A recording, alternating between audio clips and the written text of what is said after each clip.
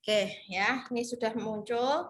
Pertama yang melawan dari Portugis itu adalah Sultan Ternate. Tapi yang berhasil mengusir itu adalah Sultan Baabullah. Ya, yang berhasil mengusir Portugis dari Maluku. Selanjutnya, kalau oleh Malaka itu dipimpin oleh Fatahillah, di mana Fatahillah itu asalnya dari Banten. Ya, sudah ya. Jadi itu Portugis.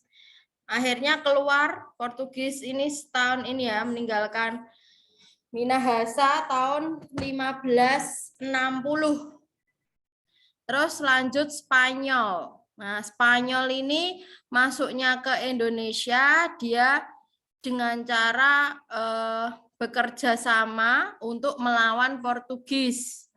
Ya, jadi kayak Spanyol nih mendekati sebuah daerah untuk bisa nantinya melawan Portugis. Nah, perjanjian antara Spanyol dan Portugis ini disebut dengan Perjanjian Saragossa. Ya, tahun berapa? 1534. Di sini peperangan Ternate dengan Tidore. Ternate dibantu oleh Portugis, Tidore dibantu oleh Spanyol.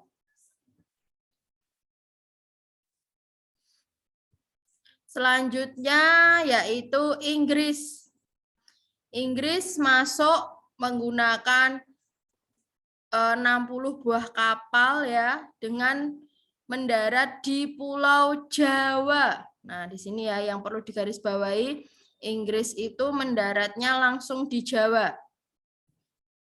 Dan di sini ada kapitulasi Tuntang ya di Inggris, perjanjian Inggris di sini tanggal berapa? 18 September 1811.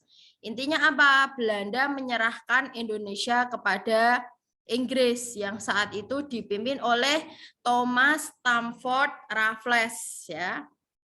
Tuh tentang Inggris. Terus nanti dikembalikan lagi ya nanti ya. Ya. Siapa perjanjian yang mengembalikan lagi dari Inggris kepada Belanda ini ya. Ini juga yang melawan Inggris itu yang pertama dari Indonesia, Sultan Hamengkubuwono kedua. Karena yang diserang tuh memang Yogyakarta, Jawa. Maka di sini kesultanannya adalah Sultan Hamengkubuwono yang kedua. Nah, kemudian Belanda. Ini kenapa ya, Mas? Nah, ini kekecilan ya. Ya, sekarang lanjut ke Belanda. Belanda masuk ke Indonesia ya di sini ya. Yang memimpin adalah ini, Daendels. Herman Willem Daendels.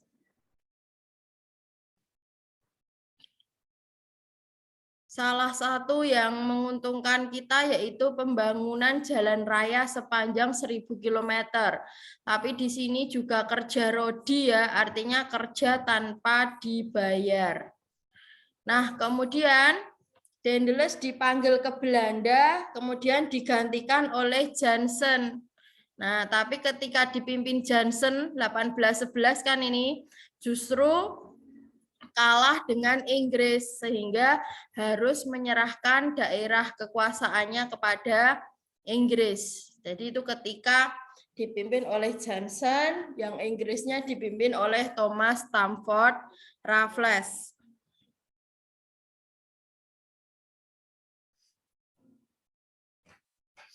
Kemudian pemerintah Belanda mengganti gubernur jenderalnya dengan Van der Capellen.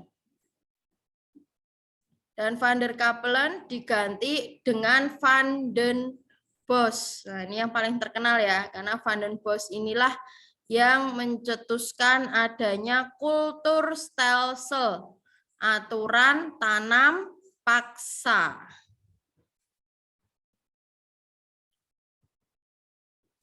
Terus saya lanjutkan perlawanan terhadap VOC, urutannya kemarin masih ingat ya. Yang pertama yaitu perlawanan terhadap VOC ini ada di berbagai benteng ya. Yang pertama yang ada di Batavia itu dipimpin oleh Sultan Agung. Ya, ini yang saya tandai ya. Yang kedua di Sulawesi Selatan yang memimpin Sultan Hasanuddin. Terus di Jawa Timur dipimpin oleh Untung Suropati. Dan di Banten dipimpin oleh Sultan Ageng Tirta Yasa. Ya. Selanjutnya setelah perlawanan terhadap VOC dilakukan oleh perlawanan Pati Mura yang berakhir akhirnya digantung. Setelah Pati Mura yaitu perang Padri yang dipimpin oleh siapa ini perang Padri pemimpinnya Tuanku Imam Bonjol ya. Akhirnya gugur juga ya. Terus dilanjutkan perang Diponegoro. Ya, kemarin masih yang dicatat malah yang ini ya urut-urutannya ya. Terus perang Banjarmasin yang memimpin yaitu Pangeran Antasari. Ya. Terus perang Bali. Perang Bali dipimpin oleh Raja Buleleng. Perang Puputan ya namanya ya. Terus perang Sisingamangaraja 12 di mana? Di Danau Toba, Sumatera ya. Terus perang Aceh. Lah ini paling banyak ya ini perang Aceh ini yang gugur. Kemudian dilanjutkan dengan perlawanan terhadap Jepang. Nah, perlawanan terhadap Jepang ini Jepang tuh cara mendekati Indonesia dengan cara dibentuk organisasi-organisasi. Jadi seolah-olah dia tuh membantu. Oh ini saya buatkan organisasi, ini saya buatkan organisasi. Padahal sebenarnya di situ juga ada orang Jepang yang nantinya memata-matai. Nah dulu pergerakannya itu masih berkelompok-kelompok ya, belum bersatu. Kemudian bersatu itu ketika pada peristiwa Sumpah Pemuda mulai bersatu. Nah ini untuk yang Jepang ya. Kalau yang ditanyakan kan yang kemarin tuh yang bertanya tuh urutan perjanjian. Nah sekarang saya bahas yang urutan perjanjian. Kemarin kan sudah saya singgung sebentar, walaupun hanya sebentar. Sekarang saya bukakan dulu yang urutan perjanjian mulai dari Linggarjati, kemudian Renville, Romroyen, kemudian agresi militer Belanda, hingga berakhir di konferensi meja bundar. Ya. Jadi setelah Indonesia merdeka, itu ternyata Belanda itu belum mau mengakui kemerdekaan Indonesia. Nah, tetapi kita tidak mau langsung melakukan jalan pertempuran, tetapi kita melakukan jalan diplomasi atau dengan cara perjanjian. Perjanjian diplomatik yang pertama dilakukan yaitu perjanjian Linggarjati. Nah, kemarin sudah dicatat ya. Perjanjian Linggarjati ini dilaksanakan tanggal 11 sampai 15 November 1946. Perjanjian Linggarjati ini terjadi karena Jepang itu menetapkan status quo di Indonesia yang akhirnya menyebabkan terjadinya konflik antara Indonesia dengan Belanda. Akhirnya dilakukan perjanjian Linggarjati, di mana pada perjanjian tersebut, ini ya hasil yang paling bisa kita ingat, Belanda itu hanya mengakui kedaulatannya atas Pulau Jawa, Sumatera, dan Madura. Yang paling menonjol itu. Terus Indonesia kan merasa tidak puas, maka dilakukan perundingan Renville. Jadi urutannya Linggarjati, setelah Linggarjati yaitu Renville. Renville dilaksanakan tanggal 1 Agustus 1947.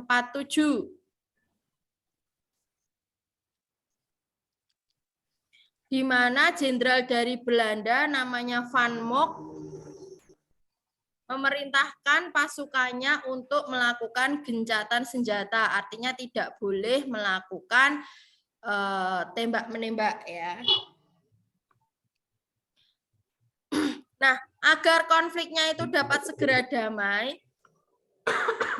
maka dibentuklah Komisi 3 Negara. Komisi 3 Negara ini nanti yang nantinya akan mendamaikan Indonesia dengan Belanda, mana saja itu, Amerika Serikat, Australia, dan juga Belgia. Akhirnya disetujui untuk melakukan gencatan senjata sampai dengan perjanjian Renville disetujui. Jadi startnya tadi gencatan senjata tanggal 1 Agustus 1947 sampai dengan perjanjian Renville ditandatangani ini ya 17 Januari 1948. Nah, di sini ya. Jadi ini saya ulangi lagi, perjanjian Renville itu sudah menyetujui gencatan senjata mulai 1947 hingga awal Januari 1948. Perjanjian Renville ditandatangani di kapal perang Amerika Serikat yang berlabuh di Jakarta. Nah, ini nambah ya. Ini yang diakui kalau tadi itu kan di perjanjian Linggarjati adalah pulau, mana saja 3 pulau yang diakui oleh Belanda. Jawa, Sumatera, Madura. Ya, Jawa, Sumatera, Madura. Ya, betul. Sekarang di perjanjian Renville itu diubah. Yang diakui adalah ini. Jawa Tengah, Yogyakarta, dan Sumatera. Nah kan, ini kan berarti isi Belanda ini belum mau mengakui kedaulatan penuh.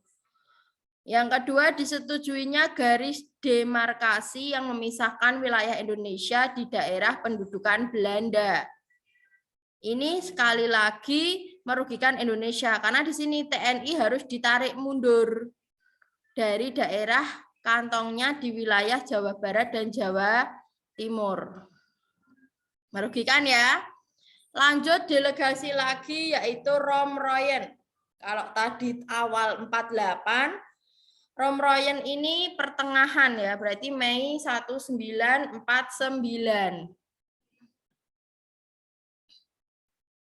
Memiliki proses yang sangat alot, Romroyen ini dihadiri oleh Muhammad Hatta dan juga Sultan Hamengkubuwono ke-9. Isi perjanjiannya mengeluarkan perintah kepada pengikut Republik yang bersenjata untuk menghentikan perang gerilya. Ini sekali lagi Indonesia disudutkan. Tapi di sini ada kesepakatan untuk melakukan kerjasama, mengembalikan perdamaian dan ketertiban keamanan. Jadi ini Indonesia bersedia melakukan 3 hal ini dan juga Pak Indonesia bersedia melakukan nanti konferensi meja bundar. Nah, tapi lihat ini hasil dari Romroyen ya. Yang pertama, Belanda menyetujui kembalinya pemerintahan RI ke Yogyakarta. Jadi dulu pusat daripada Indonesia itu ada di Jogja. Menjamin penghentian gerakan-gerakan militer, tidak akan mendirikan atau mengakui negara-negara sebelum ini. Nah, maunya mengakui nanti di tanggal 19 Desember 1948. Menyetujui adanya Republik Indonesia sebagai bagian dari negara Indonesia Serikat. Berusaha sungguh-sungguh supaya KMB, Konferensi Meja Bundar, segera diadakan. Nah, ini hasil dari Romroyen. Masih belum puas? Dilakukan lagi konferensi Inter-Indonesia 1 yang dipimpin oleh Dr. Andes Muhammad Hatta selisih 2 bulan ya. Kalau di sini tadi 7 Mei 1949 dilanjutkan 19 Juli 1949. Intinya RI akan turut serta dalam KMB supaya penyerahan kedaulatan segera dilakukan.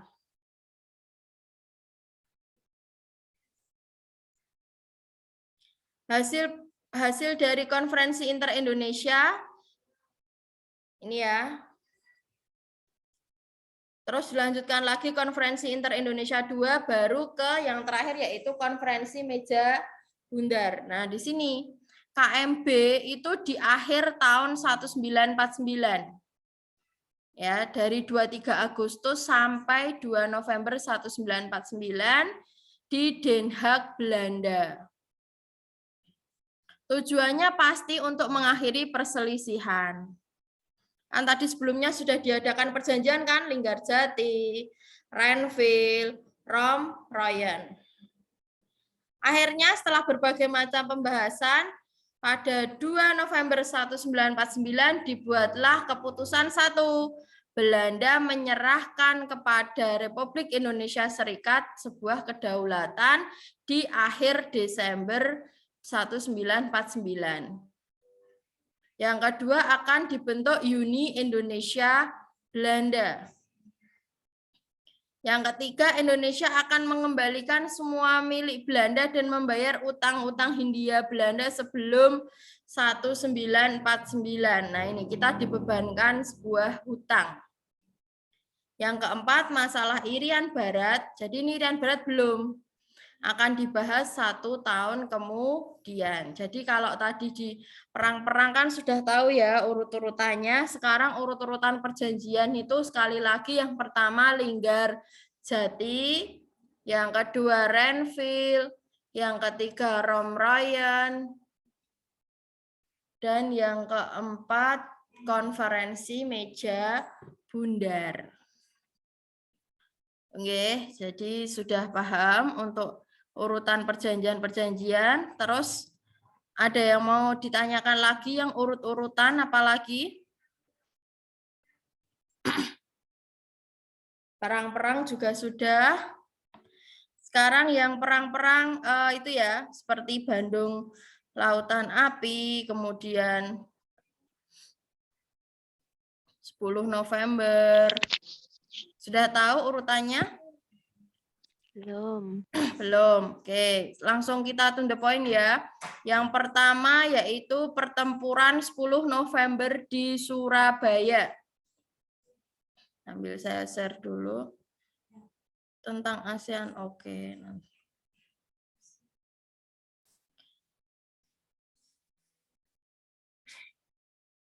Pertama, pertempuran 10 November di Surabaya. Tanggal berapa?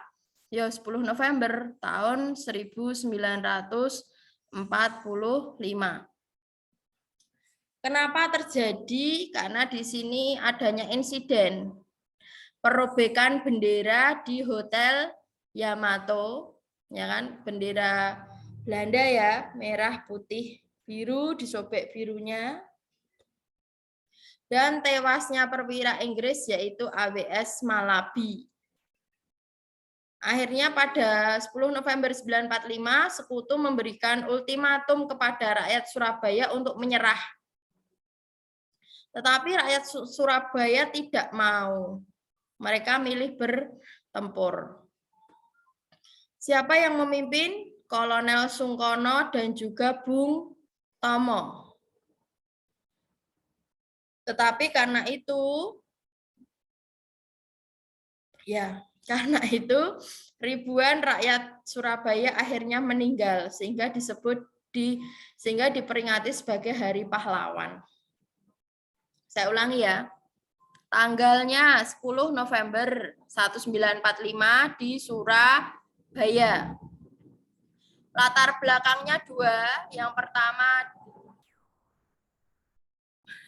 perobekan bendera di Hotel Yamato. Bendera Belanda dirobek. Kan merah, putih, biru. Birunya dirobek, tinggal merah putih. Yang kedua, tewasnya AWS Malabi, yaitu perwira Inggris. Akhirnya Sekutu memberikan ultimatum kepada rakyat untuk menyerah. Tetapi ternyata rakyat Surabaya justru dikobarkan semangatnya oleh ini dua orang ya, Kolonel Sungkono dan juga Bung Tomo. Akibat kejadian 10 November ini banyak sekali rakyat Surabaya yang meninggal. Setelah itu pertempuran Ambarawa, berarti pasti lokasinya ya di Ambarawa. Dimulai dari 26 Oktober tapi ini sampai 15 Desember. Jadi kenapa dilakukan pertempuran Ambarawa? Karena Sekutu ingin mengambil alih Ambarawa.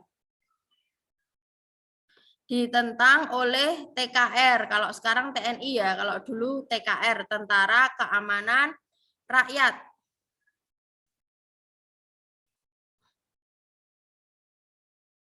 Akhirnya TKR berhasil memukul mundur pasukan Sekutu hingga ke Semarang. Nah, jadi berakhir di tanggal 15 Desember.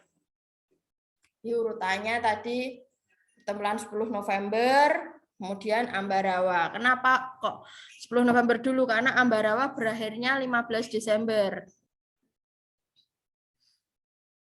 Terus di sini ada pertempuran Medan Area. Pertempuran Medan Area ini berlangsung dari Desember 45 sampai Desember 46. Latar belakangnya apa? Perampasan dan penginjakan Lencana Merah Putih oleh pasukan Sekutu.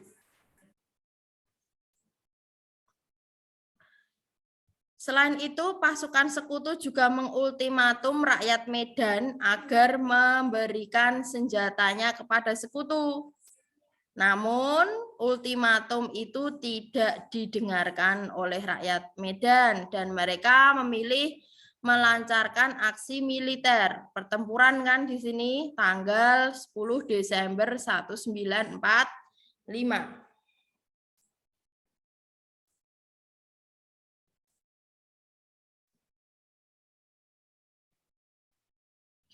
Pertempuran terus berlanjut hingga 10 Desember 1946 setelah Nica mengajukan gencatan senjata.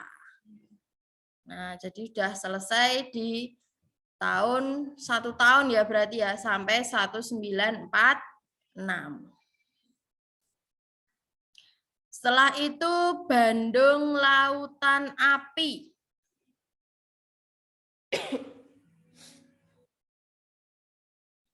Bandung Lautan Api dimulai pada tanggal 24 Maret 1946. Sama, dilatar belakangi Sekutu meminta untuk pengosongan kota Bandung.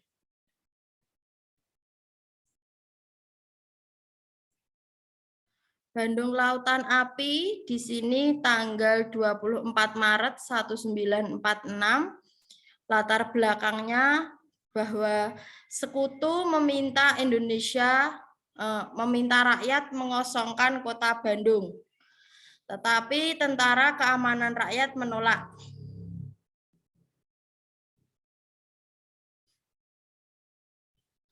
Di sini pahlawannya yaitu yang memimpin itu A.H. Nasution, Abdul Haris Nasution.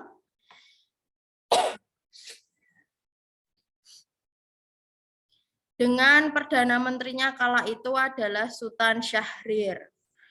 Nah, Sultan Syahrir menolak, ya kan? Dan mengungsi ke arah Bandung Selatan.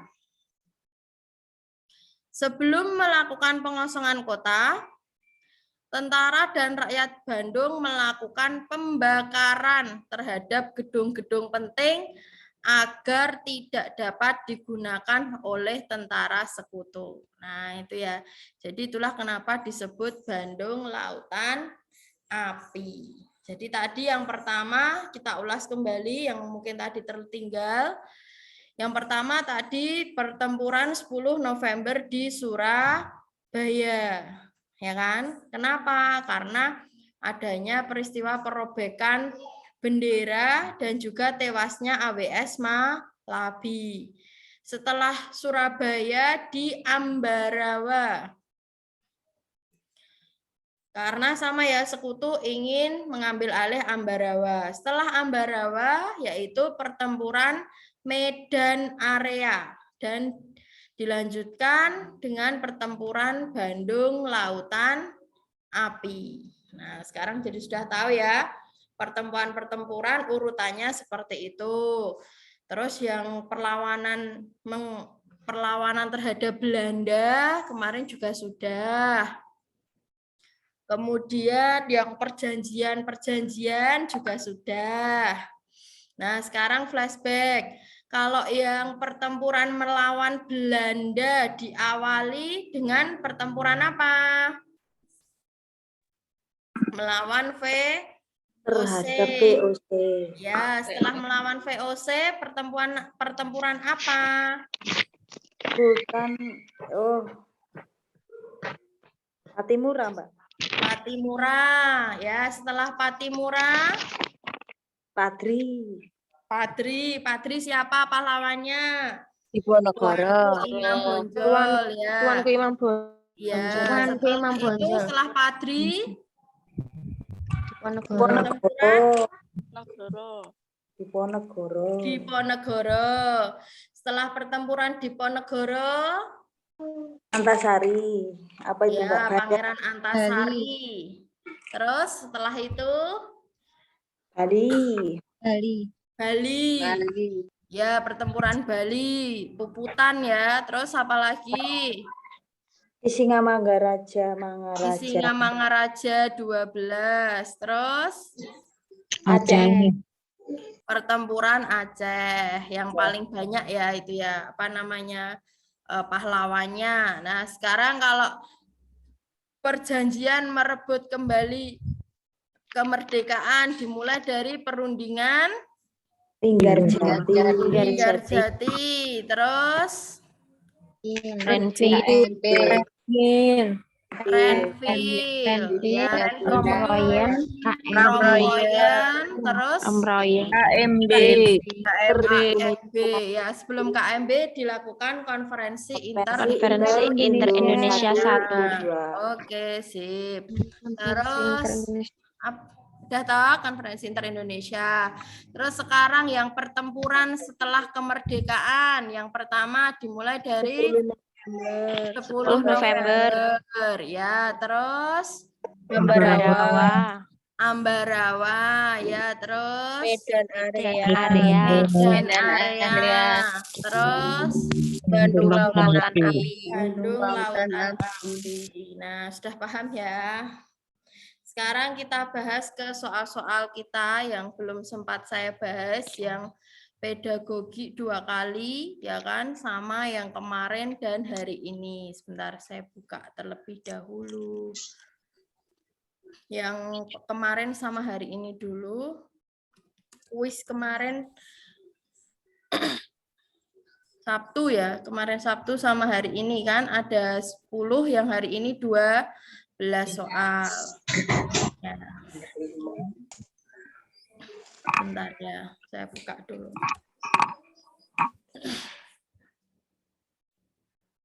Yang kemarin hari Sabtu tuh 10 soal, terus yang hari ini 12. Aduh, sinyal saya. Halo, cek. Halo. Masih, Kak, masih. Oke, aman. Ya, soalnya tulisannya your connection is not. Aduh, pusing saya. Ya, saya share screen dulu.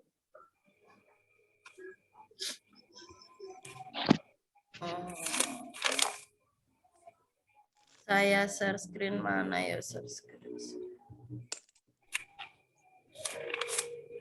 Bentar ya. Share screen. Udah. Ya, ini dari FR.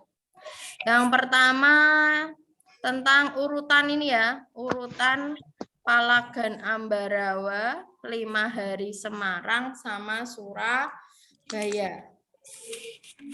Kalau Palagan Ambarawa itu 20 November sampai 15 Desember 1945.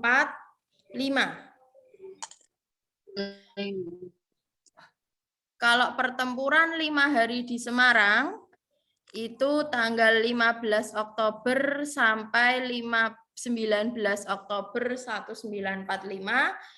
Sedangkan pertempuran Surabaya itu 10 November. Kalau tadi kan kita sudah ingatnya ini ya, Surabaya sama Ambarawa.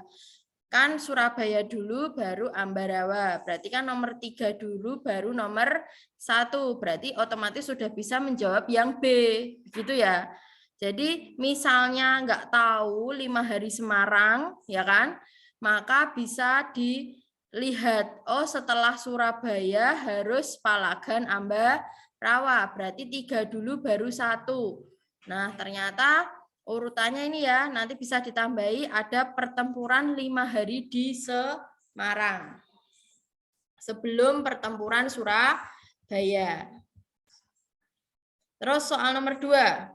Indonesia adalah negara kesatuan yang terbentuk dari unsur pembentuk negara yang merupakan satu kesatuan tak terpisah. Berikut ini yang tidak termasuk unsur pembentukan negara adalah, nah unsur pembentukan negara itu ada 4. Apa saja? Rakyat, wilayah, ya harus punya rakyat. Lah kalau enggak punya rakyat siapa yang menempati negaranya itu? Yang kedua juga harus punya wilayah. Yang ketiga ada pemerintah yang berdaulat. Dan yang keempat pengakuan dari negara lain. Jadi yang tidak termasuk unsur pembentukan suatu negara adalah E, lambang negara. Oh, mau dicatat silahkan. 4 unsur pembentukan suatu negara. Yang pertama adalah wilayah, yang kedua pemerintah yang berdaulat, yang ketiga adalah wilayah, dan yang keempat pengakuan dari negara lain. Sudah banyak loh ya FR bertebaran ya. Terus yuk, ini aplikasi dari hukum Newton kedua. Masih ingat hukum Newton 2 apa bunyinya? Percepatan berbanding lurus dengan resultan gaya, ya kan? Dan berbanding terbalik dengan massa. Ya. Kalau saya itu de jure, Mbak. De facto itu sesuai dengan kenyataan. Kalau de jure itu hukum. Nah, sekarang akibat adanya persamaan hukum Newton 2 ini, maka kalau kita ingin mencari besarnya sigma F, ya toh, kalau misal ya ini yang ditanyakan gaya, ini menjadi apa? Massa dikali percepatan. Ya. Kemarin kalau saya singkat adalah gaya mama, karena yang banyak gaya itu kan mama ya. Sigma F sama dengan massa kali A itu percepatan. Nah, jadi kalau perkalian gini mungkin lebih mudah.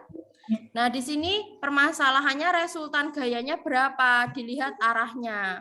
Ini kan 40 sama 10, berarti 50. Tetapi berlawanan arahnya 40, ya kan?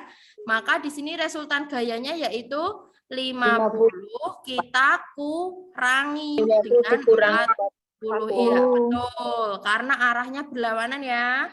Sama dengan masanya berapa? Masanya di sini sudah ada soal. Di soal masanya 5 kilogram. Ya, 5 dikali dengan A. 50 kurangi 40 berapa di sini?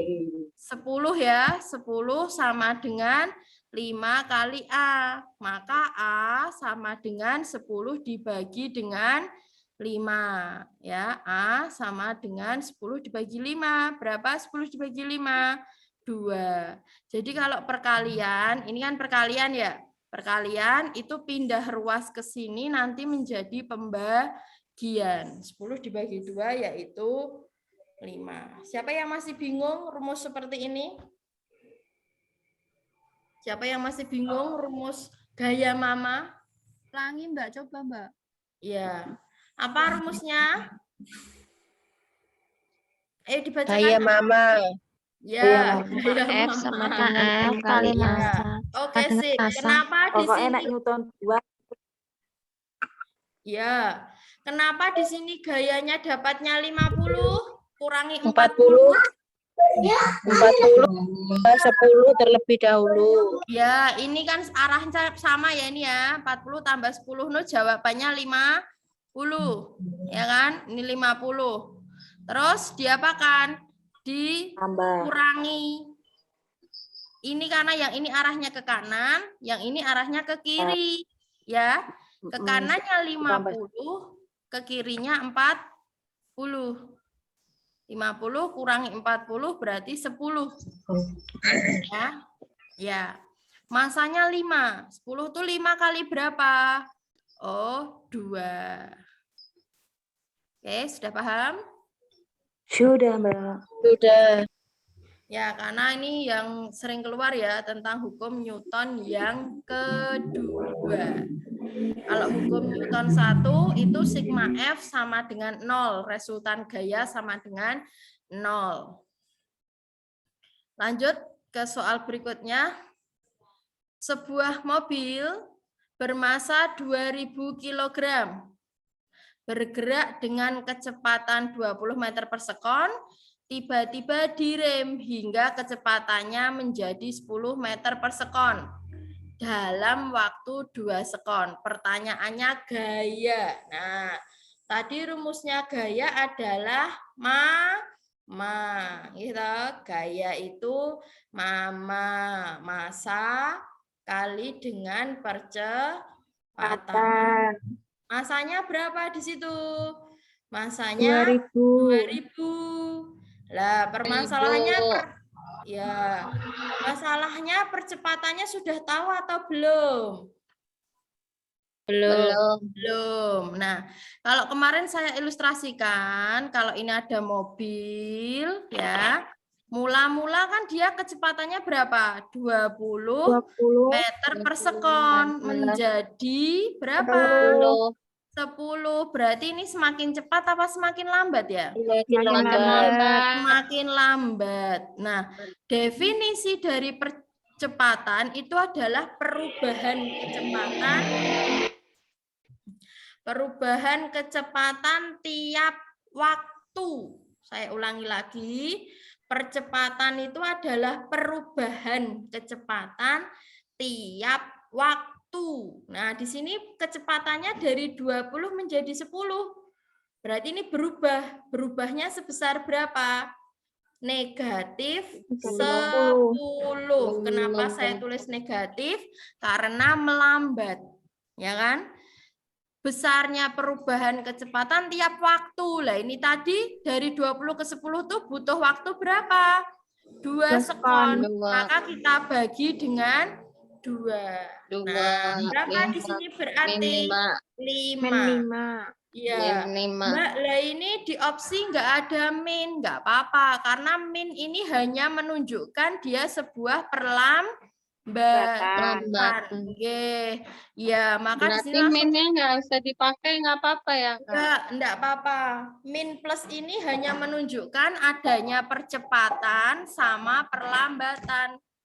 Kalau percepatan dia positif, kalau perlambatan dia negatif. Sehingga di sini 2000 dikali dengan 5. Ya toh? 2 kali 5 jawabannya 10. Nolnya tambah 3. Iya, 10.000. Jadi ingat ya, kalau mau mengingat-ingat apa itu percepatan, percepatan itu adalah selisih kecepatan tiap waktu. Nah, kecepatan dibagi dengan waktu. Jadi hubungannya gini, ini sebuah turunan. Jarak, kecepatan, sama percepatan. Nah, jarak per waktu itu menjadi kecepatan. Kecepatan itu kan jarak dibagi dengan waktu. Ya, maka kecepatan itu turunannya lagi.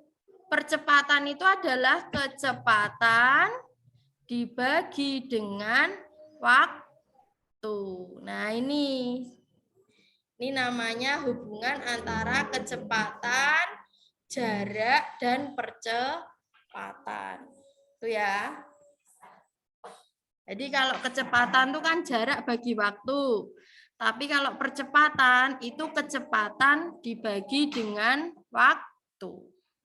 Sampai sini paham? Lanjut, Mbak. Ya, siap.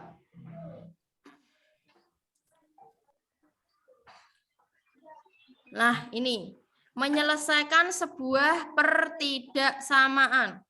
Kakak, jangan ramai.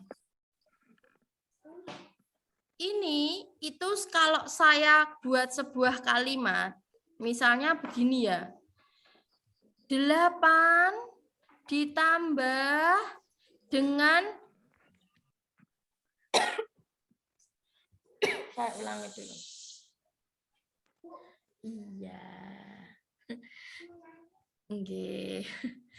8 kilo ditambah 2 buah mangga tidak lebih dari sama dengan 5 kilo. Apa? Cek. Misalnya kalau dibuat ya. Enggak jadi. Oke. Misalnya begini ya, kalau kalimat ini tuh membacanya kurang dari 5. Ya, kurang dari 5. Nah, di sini berarti kan kita mau mencari X, mau mencari M itu sama ya, tergantung variabelnya mau ditulis apa di situ. Ya, maka kalau ya, sana dulu. Iya. Berarti 5 kurang 8 ya, Kak. Ini harus tahu aturan ruas kiri kanan, jadi nggak boleh dipindah-pindah. X tetap kita taruh di kiri, ya kan? Karena letaknya dia di kiri. Kurang dari juga tetap harus kita tulis kurang dari. Ini yang punya 5. tempat, iya, yang punya tempat 5, tetapi 8-nya pindah ke kanan. Iya. Kurang. Iya, karena di sini penjumlahan, maka pindah ruas menjadi pengurangan. Nah, harus seperti ini ya. Terus ini ditulis lagi ke bawah, berarti 2X kurang dari, berapa ini 5 kurangi 8? -3. Negatif 3. Sehingga kalau mencari X, nah ini kan 2X itu artinya 2 dikali dengan X, ya kan? 2X itu artinya 2 kali X. Maka kita mau memindahkan 2 ke sini. Iya, perkalian pindah menjadi pembagian. Negatif 3 per 2. Nah, sehingga yang mana nih? Ini enggak ada negatif, enggak dipilih. Ini yang ada B. negatif. Ya, ini salah ya. Ya, jawabannya yaitu yang E. Tetapi ingat, ada jebakan nanti begini. Kalau soalnya adalah negatif 2X, misalnya kayak gini loh ya, ini contoh loh ya, ini enggak ada hubungan sama ini saya beri soal sendiri. Negatif 2X ternyata lebih dari 4. Ya, maka nilai X-nya berapa? Nah, ini kan negatif 2-nya pindah ke sini kan ya? Plus. Berarti kan 4, bukan plus. Ini kan perkalian. Negatif 2X itu artinya negatif 2 dikali dengan X. Maka perkalian pindah menjadi pembagian. 4 dibagi negatif 2. Lah, tandanya di sini, ingat. Kalau dibagi dengan negatif, tandanya dibalik. Nah, ini saya ulangi. Kalau dibagi dengan negatif, syaratnya kalau dibagi dengan negatif, arah tandanya dibalik. Kali. Nah, silahkan dikotai besar ya. Nah, ya. Aku nanya sih, itu titik itu berarti dikali itu ya, yang 2 Iya. titik X ya. Ini toh, negatif 2X itu artinya negatif 2 dikali X. Dikali pindah menjadi Berarti jadi bagi. Iya, tapi kalau dibagi dengan negatif, ini arahnya harus dibalik. Yang awalnya lebih besar, berubah menjadi lebih kecil. Iya. Oh Ya. gitu. Iya, itu aturannya. Kayaknya ada kemarin di soal kayak gini. Iya, makanya jebakannya di situ kan ya. Nah, sehingga teliti. jawabannya bagaimana? X kurang dari 4 dibagi negatif 2, yaitu negatif 2. Itu ya. Ada juga yang suruh nyebutin angkanya, Kak. Ya, Udah sekarang dapet kayak nyebutin gini, angkanya. Ayo, nyebutin angkanya buat garis bilangan. Garis bilangan itu dimulai dari 0. Ya. Kalau ke kanan itu positif. 1, 2, 3, dan seterusnya. Kalau ke kiri itu negatif. Negatif 1, negatif 2, dan seterusnya. Ya. Nah, sekarang kalau kurang, semakin ke kiri itu semakin kecil. Nah, semakin ke kiri itu semakin kecil, ya kan? Semakin ke kanan semakin besar. Lah, ini yang diminta kan kurang dari. Kurang, berarti semakin ke kiri. Ya kan? Kan kurang kan semakin kecil. Tapi tandanya ini tidak pakai sama dengan, berarti negatif 2-nya tidak ikut. Maka ini diulangi. Dibulati ya, karena tidak ikut. Berarti berapa nanti isinya? 1. Titik, titik, titik, titik, titik, titik itu artinya tak terhingga. Titik, titik, titik, koma, negatif 5. Nah, di sini kan misalnya ya negatif 5, terus negatif 4. Berakhir di negatif 3. Nah, jadi negatif 5, koma, jadi nyebutin tuh, kenapa Mbak titik-titik? Karena ini panahnya sampai tak terhingga ke kiri, ya kan? Maka ditulis di sebelah kiri. Negatif 4, negatif 5, berakhir di negatif 3. Kenapa negatif 2 enggak ikut? Karena ini kurang dari. Kalau misalnya kurang dari sama dengan, kayak gini, nah ini maka negatif 2-nya ikut. Paham ya? Kalau pakai sama dengan berarti ikut. Kalau tidak pakai sama dengan berarti tidak ikut. Gitu. Oh, aku mikirnya itu loh, Kak, dari -1 itu. Ya salah. Salah, itu lebih dari. Ya. Pikirku lebih kecil dari -2. Bukan, iya. Yang lebih kecil dari -2 itu ke kiri. Ya, ke kiri. Karena kecil. Ya, kecil kiri, besar kanan. Ya kan? Kalau ke kanan kan makin besar. 1, 2, 3, makin lama makin besar. Kalau ke kiri makin lama makin kecil. Kalau misalkan angkanya kurang dari 4 gitu, Kak. Kurang dari 4 berarti jawabannya titik-titik 1, 2, 3 ya. Betul ya. Betul. Misalnya X kurang dari 4, ya kan? X kurang dari 4. 4-nya enggak ikut kan? Berarti 4-nya enggak ikut itu kan berarti dari 3 kan ya? Nah, gini. Atau boleh misal ini buatnya dari 4, 4-nya dibolong. Kenapa dibolong? Itu karena tidak ikut gitu. Tapi kalau kurang dari sama dengan 4, berarti 4-nya ikut. Paham ya?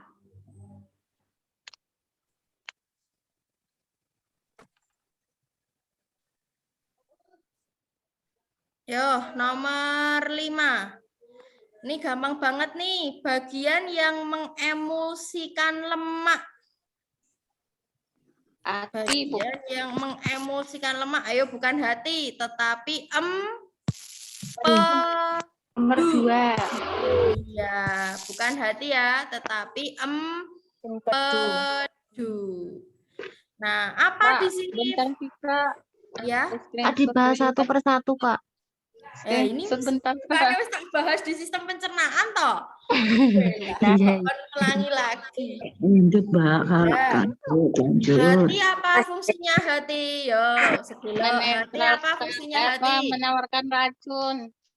Hati itu fungsinya kalau terhadap sistem pencernaan itu hati itu menghasilkan empedu. Empedu. Empedu. Sana ya, Le? Oh, Saya bukan ulang ini ya. ya, Kak. Kalau menawarkan racun tuh, Kak. Apa kalau hati terhadap fungsi pencernaan itu bukan menawarkan racunnya, tapi dia mampu menghasilkan empedu terhadap pencernaan loh ya. Makanya di sini saya tulis terhadap sistem pencernaan. Jadi harus hati-hati di situ ya. Itu menghasilkan empedu.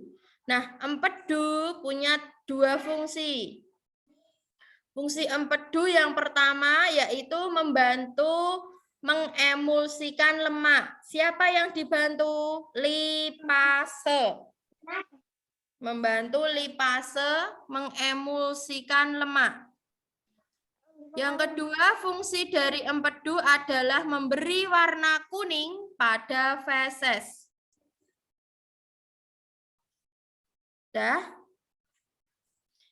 Terus nomor 3 ini lambung. Lambung, pencernaan secara mekanik dan juga kimiawi.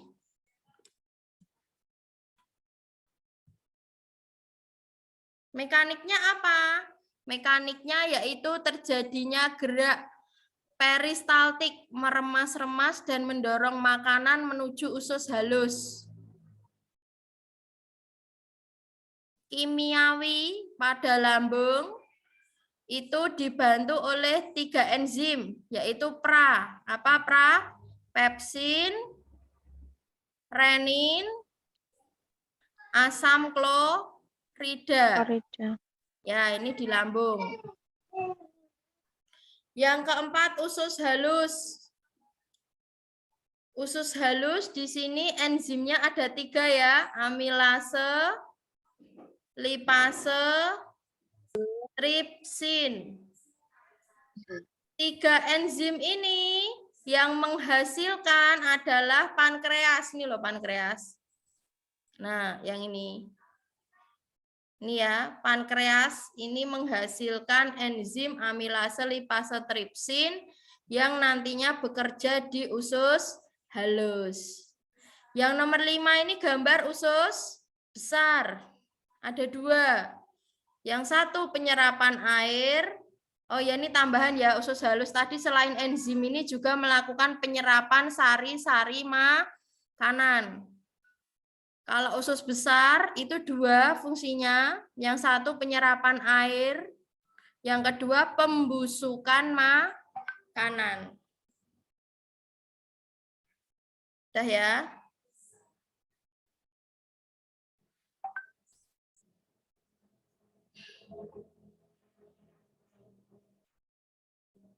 Lanjut. Nah, apa fungsi dari empedu? Yang pertama, memberi warna pada feses. Yang kedua, membantu lipase dalam mengemulsikan lemak. Nah, udah kan? Tadi sudah dibahas. Ya, berarti jawabannya adalah yang C.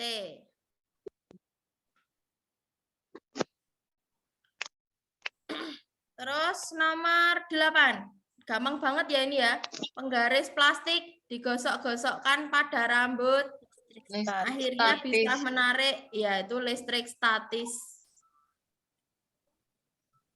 Terus ini bagian dari teks, kemarin sudah tak bahas loh ini bahasa Indonesia. Struktur teks eksplanasi ada berapa? Ada 3. Apa? Pertama, pernyataan umum. Yang kedua, deretan penjelas. Yang ketiga, Aduh, sinyalku. Halo, sinyal saya gimana? Aman? Aman. Aman ya. Eksplanasi itu pernyataan umum, deretan penjelas, dan Putus, Kak. Aman, Kak. Oke, eksplanasi ada 3 ya. Pernyataan umum, jadi mau menjelaskan apa? Misalnya fenomena gempa bumi.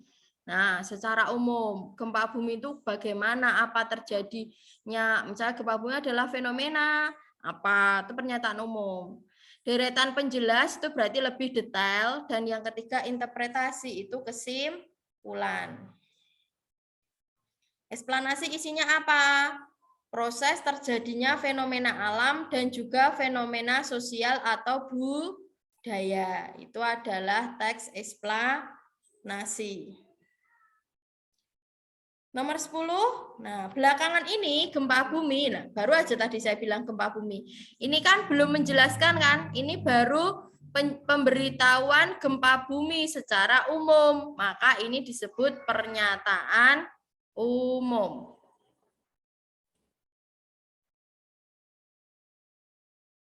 Ya, oke, sudah.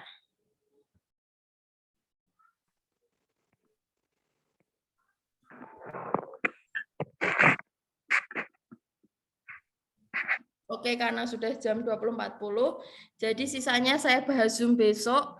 Ini ada yang request apa tadi? ASEAN. Terus apa? Sama ini saya mau men-share ini ya. Mau nge-share materi tentang teori belajar. Saya kirim. Teori Maslow udah ya, Kak? Iya, ini saya kirim. Silakan dicek ya. Di Telegram. Oke. Gimana? Aku mau